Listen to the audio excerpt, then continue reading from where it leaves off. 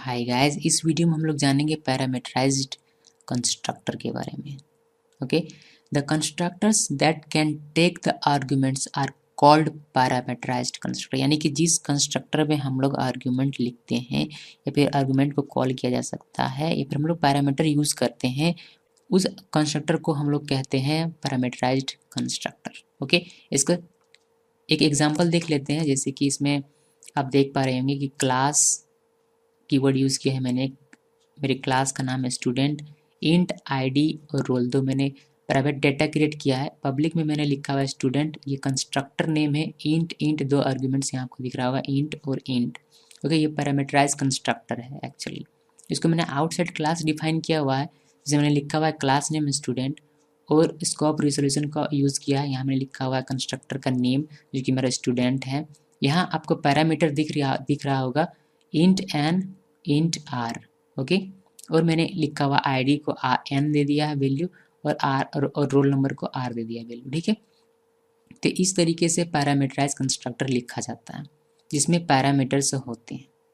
यहाँ आपको पैरामीटर्स दिख रहा होगा, इसमें पैरामीटर्स है इसीलिए इसको पैरामीटराइज कंस्ट्रक्टर कहा जाता है। ओके, नाउ याद रखिएगा जैसे कि यहाँ ये ज़रूरी नहीं है कि इंट इंट ही हो सकता है, आपका कैर इंट हो, फ्लॉट इंट हो, कुछ भी हो सकता है। कुछ भी यहाँ आप डाटा टाइप जो आपको आपके प्रोग्राम को जिस डाटा टाइप की भी आवश्यकता हो वह आप यूज़ कर सकते हैं। उसी तरह आपको यहाँ भी लिखना है। ठीक है, ये तो ये सारी चीज़ें तो हम लोग ऑलरेडी फंक्शन में पढ़ चुके हैं, तो यहाँ डिस्कस करने की आवश्यकता नहीं है।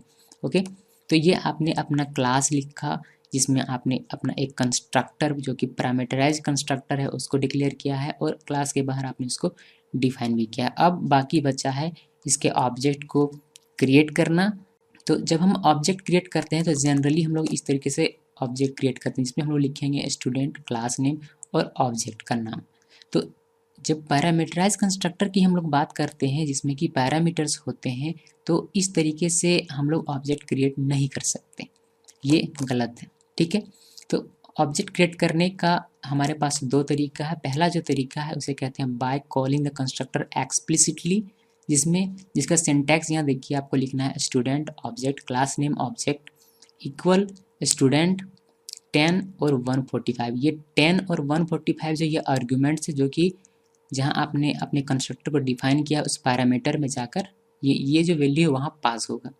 ठीक है, उसी तरह by calling the constructor implicitly, जिसको शॉर्ट हैंड मेथड भी कहते हैं, ये स्टूडेंट क्लास का नाम ऑब्जेक्ट नेम यहाँ आप लिख सकते हैं और यहाँ आप दो वैल्यूज उसको पास कर रहे हैं, दो आर्ग्यूमेंट्स आप पास कर रहे हैं अपने पैरामीटर्स को।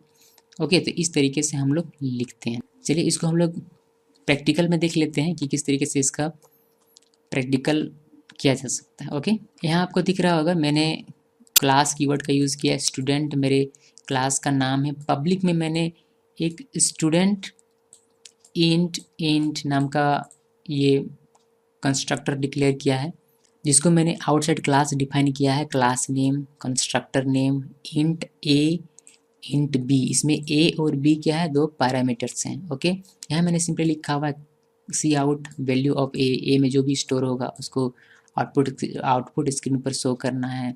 इस तरह वैल्यू ऑफ बी में जो स्टोर होगा वह यहाँ आपको दिखाई देगा आउटपुट स्क्रीन पर। ओके, देन मेन फंक्शन में मैंने स्टूडेंट STU इक्वल स्टूडेंट 10 और 145 आर्ग्यूमेंट पास किया। तो इसको कहते हैं एक्सप्लिसिटी कॉल या फिर एक्सप्लिसिटली कॉल या फिर एक्सप्लिसिट कॉल। ओके, जो भी आपके एक्सप्लिसिटली कॉल ज़्यादा बेहतर है। ओके, तो इसमें सिंपली होगा क्या कि ये जो आर्ग्यूमेंट्स है 10 और 145, ये 10 पास होगा इस पैरामीटर को यानी कि ए को और 145 पास होगा इस पैरामीटर को यानी कि बी को।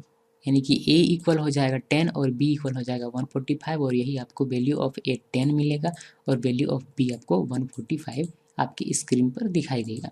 ओके, तो ये पहला जो था टाइप जिसमें हम लोग बाय कॉलिंग एक्सप्लिसिटली करते हैं वह मैंने आपको यहाँ एग्जांपल में दिखाया है। ओके, इसमें हम लोग रिटर्न भी लिखते हैं। अगर चूँकि यहाँ इंट मेन है तो यहाँ मैं यहाँ एग्जांपल में छोड़ रहा हूँ, लेकिन आप लोग इसको लिखिए। ठीक है, रिटर्न 0 लिखना मस्ट है। ओके, क्योंकि आप एक इंट मेन यूज़ कर रहे हैं तो आपको रिटर्न 0 लिखना चाहिए वरना वार्निंग आएगा और कुछ नहीं। ओके, तो चलिए इसको रन करते हैं और देखते हैं कि हमारा आउटपुट 10 और 145 आ रहा है या नहीं।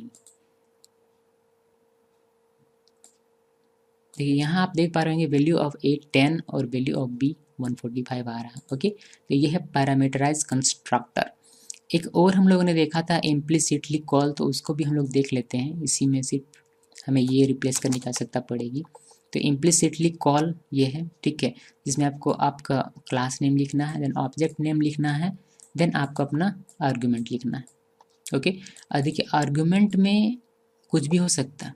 ओके, इसके बारे में मैं ज़्यादा डिस्कस नहीं कर रहा, बिकॉज इसके बारे में हम लोग ऑलरेडी फंक्शन में काफ़ी सारे क्वेश्चंस कर चुके हैं, काफ़ी सारे टॉपिक्स पर डिस्कस कर चुके हैं। ओके, इसलिए मैं सिंपली आपको दिखा रहा हूँ कि कैसे ये पैरामीटराइज कंस्ट्रक्टर वर्क करता है। ओके, तो ये 10 इस पैरामीटर को पास होगा यानी कि ए को, ये 145 पास होगा बी को, और आपको आउटपुट स्क्रीन पर दिखाई देगा value of a 10, value of b 145।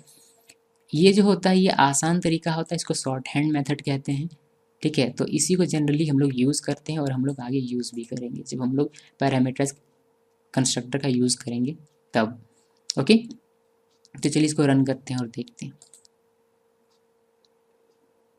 तो यहाँ आप लोग देख पा रहे हैं वैल्यू ऑफ ए 10 और वैल्यू ऑफ बी 145।